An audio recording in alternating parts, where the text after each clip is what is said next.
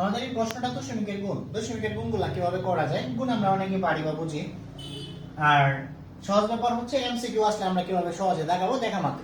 আমরা একটা অঙ্কে যদি করতে যাই, এখানে যদি আমার 10 সেকেন্ডে আমরা করতে পারি, 5 সেকেন্ডে করতে পারি, আমাদের অঙ্কগুলো সহজ হবে এবং ভালো। কিভাবে করা যায় সহজ একটা টেক্স আমি আপনাদের বলে দিচ্ছি।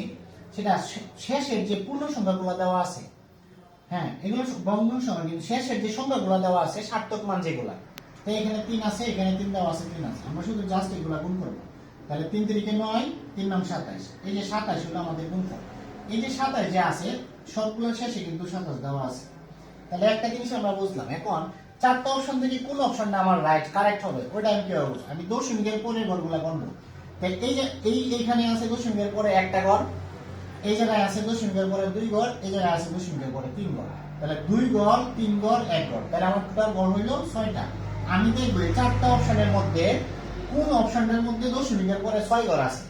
এই ঘরের মধ্যে আছে 6 ঘর, এই ঘরে আছে 5 ঘর, এই ঘরে 4 ঘর, এই ঘরে 3 ঘর। তাহলে আমার এখানে দশমিকের পরে ডাক যেটা দেওয়া আছে ওটার মধ্যে দশমিকের পরে 6 ঘর। আমি দেখব যেটা বলে দশমিকের পরে 6 ঘর এবং সংখ্যাগুলো গুণ করলে শেষ সংখ্যাটা হয়, ওটাই আমার আনসার হবে। ধন্যবাদ।